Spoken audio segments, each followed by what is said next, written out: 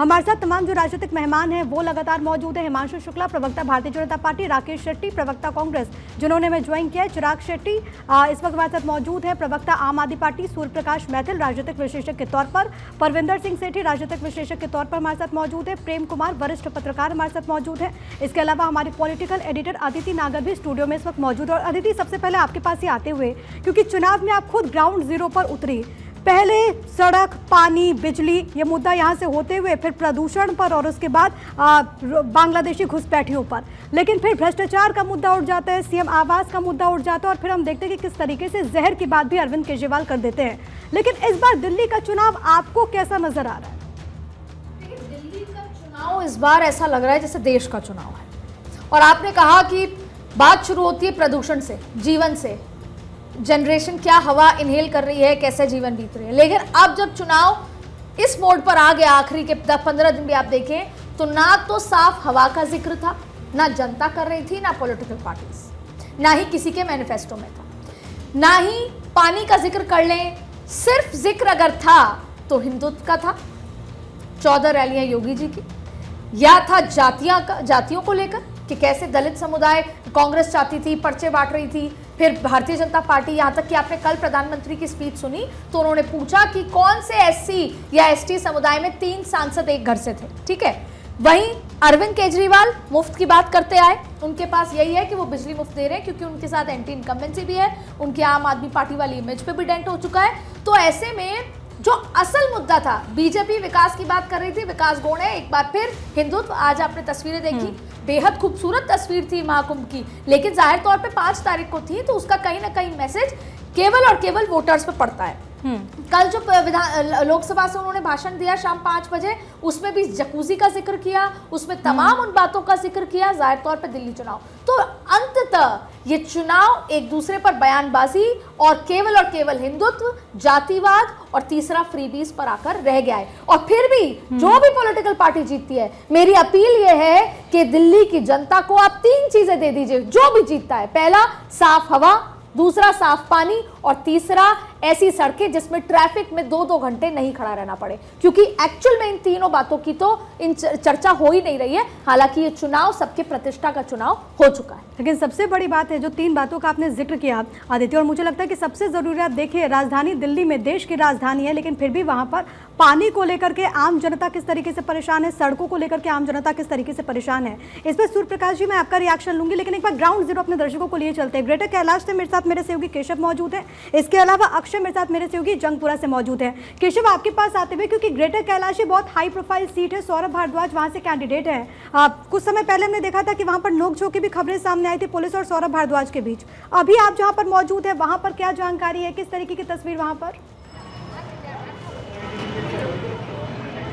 बिल्कुल प्रिया, देखिए कुछ देर पहले जो सौरभ भारद्वाज हैं, आम आदमी पार्टी के कैंडिडेट हैं ग्रेटर कैलाश से और दिल्ली सरकार मंत्री भी हैं, उन्होंने आरोप लगाया था कि दिल्ली पुलिस जानबूझकर जो वोटर हैं उनको रोकने की कोशिश करे। लेकिन मैं जिस बूथ पे अभी मौजूद हूँ, ये दिल्ली नगर निगम का स्कूल है, यहाँ पर जो मतदान है सुचारू रूप से चल रहे हैं और बहुत बड़ी संख्या में जो महिलाएं हैं वो खास तौर से यहाँ पर मतदान करने के लिए आई हुई हैं। आप देख सकते हैं स्कूल के अंदर से लेकर बाहर तक महिलाओं की जो संख्या बहुत ज़्यादा है और लोग मतदान करने के लिए आ रहे हैं। हर एक जगह इलेक्शन कमीशन का एक गाइडलाइन है, उसके तहत ही मतदान कराए जाते हैं। पोलिंग स्टेशन से 200 मीटर की दूरी पर ही सभी गाड़ी को रोक दी जाती है और दिल्ली में भी इसका व्यवस्था किया गया। आप देख सकते हैं कि दोनों तरफ बैरिकेडिंग की गई है और ताकि जो गाड़ी है वो ना आ सके। हालांकि जो चलने में सक्षम नहीं है बुजुर्ग लोगों के लिए उनकी गाड़ी जो पोलिंग स्टेशन तक आने दिया जा रहा है। कई पोलिंग स्टेशन तक वैसी तस्वीरें आ रही है, लेकिन जो सक्षम है चलने के लिए उनकी गाड़ी बहुत दूरी रोक दी जा रही है। और यहाँ भी ग्रेटर कैलाश में भी जिस पोलिंग स्टेशन पे मैं मौजूद हूँ, यहाँ पर उसी तरह से यहाँ पे मतदान कराया जा रहा है। लेकिन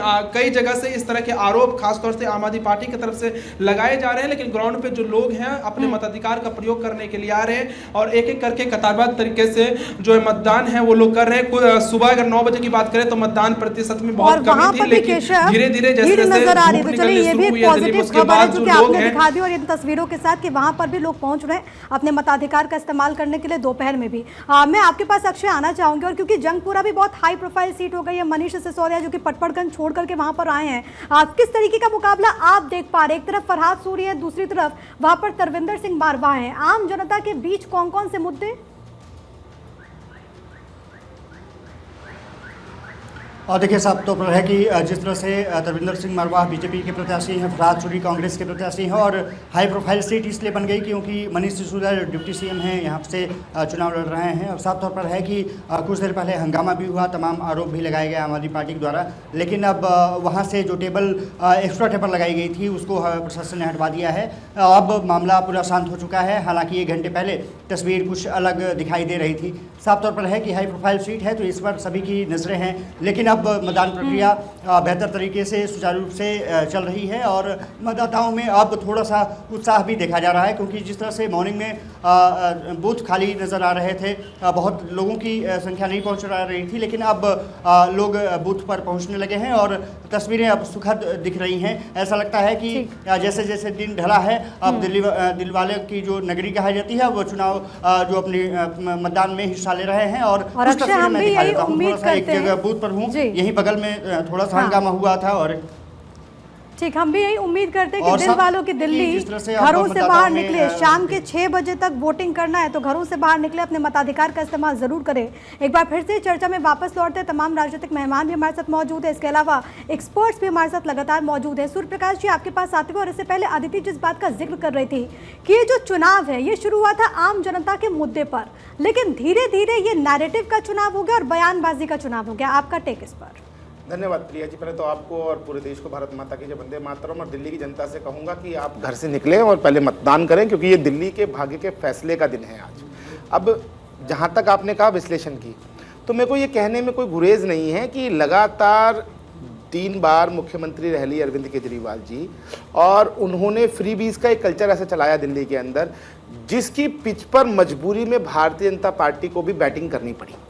आप ये देखिए पूरे देश के अंदर जिस प्रकार से माननीय प्रधानमंत्री जी सबको स्वावलंबी बनाने की बात करते हैं, लेकिन यहाँ आकर उनको भी उस पिच पे बैटिंग करनी पड़ी और अंत में जाके फिर वही नैरेटिव घूमकर जो है ना, विकास से अलग हटकर वो नैरेटिव जो है वो जो आप कह रही हैं ना कि पोलराइजेशन पे आ गया।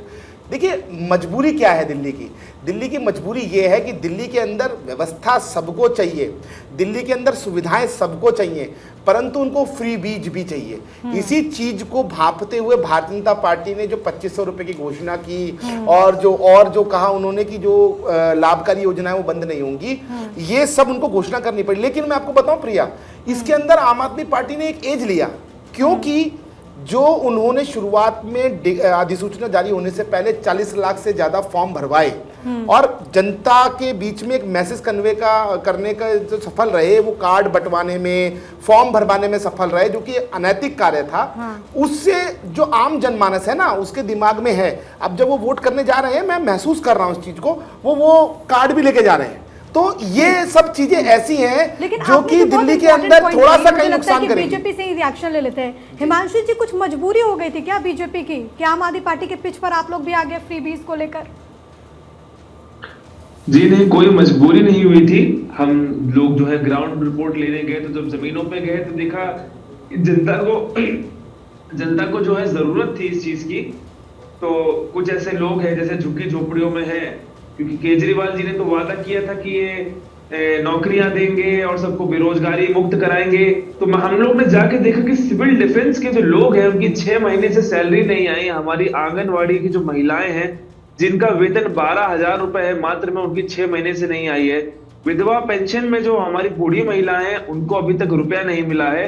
तो इसलिए फिर हमने ये सोचा कि अब जो है, जब दिल्ली की जनता इतनी जो है महामारी सी आ गई है, जिसके पास खाने के लिए रुपए नहीं है, तो फिर इसीलिए हमने ये निर्णय लिया कि अब जरूरत है कि लोगों को जो है 2500 रुपए का, इसीलिए हमने वादा किया ताकि केजरीवाल जो ये फर्जी वादे करते हैं तो हम उनको लें और अपने वादे पूरे करें।